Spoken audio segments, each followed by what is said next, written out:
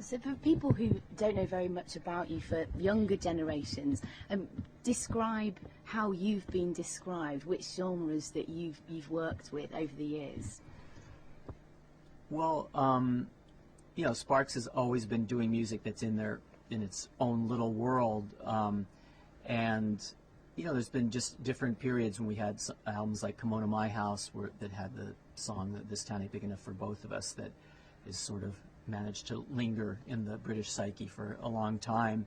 And then, you know, we had done albums, we shifted gears, did an album that was more electronic focused album, #1 in Heaven in '79, and that album was working without guitars and working with Giorgio Moroder and doing a real electronic approach to Sparks music. And that album sort of became almost a Bible or a blueprint for a lot of other bands at the time that followed afterwards, like, you know, Pet Shop Boys, Erasure, those types of electronic duos that kind of, we made it safe for bands to now be considered as duos and not having to necessarily have 5 members and not necessarily have guitars even playing. At the whole concept of what a band could be was something different with that album. And then in the more recent past, we've tried really shaking up our approach to things with the last 3 albums in particular that we've done, Little Beethoven, Hello Young Lovers, and the new Exotic Creatures of the Deep, where we've just really started re-examining what Sparks does and just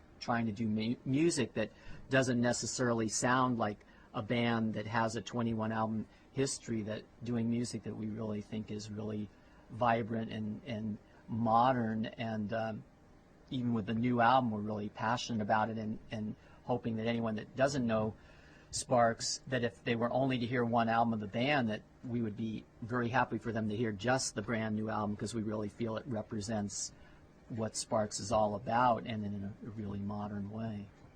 Because when you first started, and still to this day, you've always been quite revolutionary, haven't you? How did people first react to you all those years ago? How did they first react to us at that time? Well, people didn't know what to make of us. I mean, that was the strange thing. We had 2 albums out in America, and we were kind of met with just mouths agape by about 6 waitresses at the Whiskey A Go Go all the time. I mean that in a purely platonic kind of way.